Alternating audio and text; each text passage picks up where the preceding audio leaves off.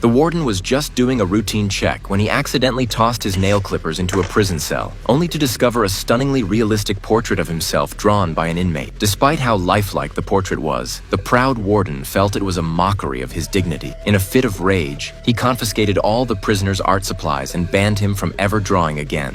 Painting's all I have.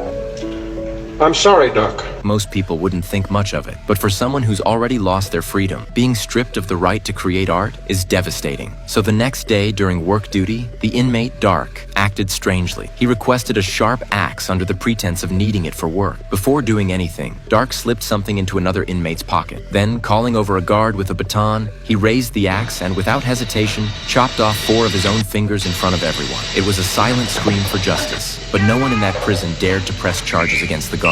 What made it even more tragic was that Dark had only been jailed because his car accidentally injured someone. It was a minor accident, but since the victim was a cop, Dark was absurdly sentenced to life imprisonment. And the object he secretly placed in the inmate's pocket? Just a plain chrysanthemum. But that simple flower would soon send shockwaves through this infamous Alcatraz prison. Because to the main character, Frank, that chrysanthemum symbolized freedom and his determination to escape. But that same afternoon, the warden discovered the flower. Since no plants were allowed in the prison, he cruelly crushed the chrysanthemum into pieces. Ironically, that heartless act enraged one inmate so deeply that he suffered a heart attack and died on the spot. The warden, unmoved, simply stared coldly at the body and sneered. We're destined never to leave Alcatraz.